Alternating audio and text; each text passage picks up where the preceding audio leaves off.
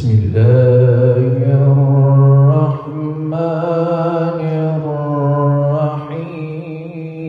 په همدې تړاو د سهشنبې په ورځ لښکرګاه ښار کې د هلمند د سرې میاشتې ریاست د ځوانانو ښوونیز او روزنیز کلوب له لوري د دې ځوانانو د فراغت په پاره غونډه جوړه شوې وه. د هلمند د سرې میاشتې رئیس مولوي فضل محمد فضلي د هلمند ملي رادیو ته وویل چې 80 تنو ځوانانو د 13 میاشتو په اوږدو کې د انګلیسي ژبې او پاته 13 تنو ځوانانو د 6 میاشتو په موده کې د کمپیوټر برخو کې زده کړې کړې وې چې دا د اوس فارغ او ټولنې ته د خدمت په موخه وړاندې کیږي. ښاغلي فضلي وویل د سرې میاشتې ریاست له لوري دا مهال سلګونه نورو ځوانانو ته هم په وړیا ډول بیلابیلو برخو کې زده کړې ورکول کیږي او هڅه دا ده ترڅو ټولنې ته د علم او پوهې په ګاڼه سمبال ځوانان وړاندې او کاري فرصتونو ته زمینه برابره شي. 80 کسانانو زموږ چې د انګریزي په بخش کې زده کړې کړې دي تخمینا د 13 میاشتو په جریان د یا د 2 کالو په جریان کې دغه بریا ته رسېدلي دي چې نن هغه د افغاني سرې میاشتې د ښوونیز مرکز څخه خپل اسنادونه ترلاسه کوي او دغه ترڅنګ 18 کسانان چې موږ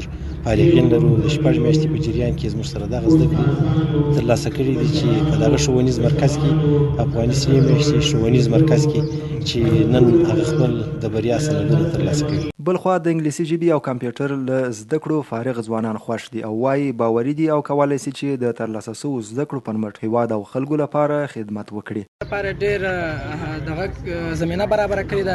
په وړیا ډول موږ دلته زده کړې کوو او خپل زده کړو ته هم ادامه ورکړې وه او تر اوسه هغه د نن دغه پایلې ته راورسېدلو چې ځینې فارغ شولو.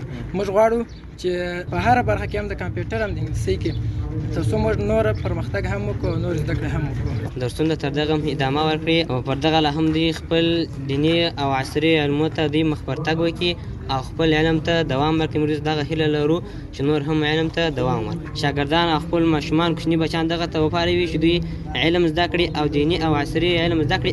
دغه راز د یادو ځوانانو د فراغت غونډې پر مهال د هلمند د سرې میاشتې ریاست مسؤلینو او یو شمېر ویناوالو د علم او پوهې پر ارزښت خبرې وکړې او ترڅنګ یې له ځوانانو وغوښتل چې لا هم خپلو زده کړو ته ادامه ورکړي او له دې لارې خپل کورنۍ هیواد او خلکو ته د خدمت مصدر وګرځي. الله دغه صفت د علم د چا په سینه کې تر هغه وخته نه ایږدي چې الله ته محب کس جوړ نشي. نو چې کله خپل صفت الله پاک د چا په سینه کې ایږدي هغه عالم جوړي. دا واقعي خبره ده، دا مسلمه خبره ده چې د الله ته محب دي، الله ته ګران دي.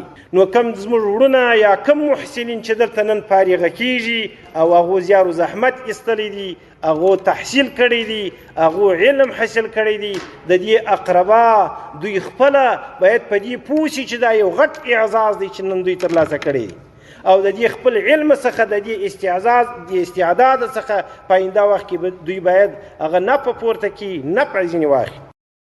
ګټه هغه ګټه ده نه وایي چې شخصي ځان ته رسېږي، ګټه هغه ته وایي چې ټولو خلکو ته رسېږي.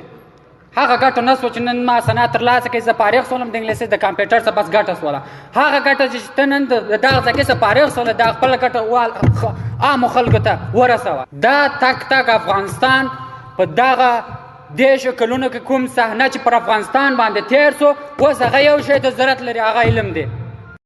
د یادونې وړ ده چې تر دې وړاندې هم هلمند کې د افغاني سرې میاشتې ریاست د ځوانانو ښوونیز او روزنیز مرکز له لوري ډېری ځوانانو ته په بېلابېلو برخو کې زده کړیز او علمي پروګرامونه جوړ شوي دي چې تر فراغت وروسته د هغو لپاره کاري فرصتونو ته زمینه برابره شوې ده.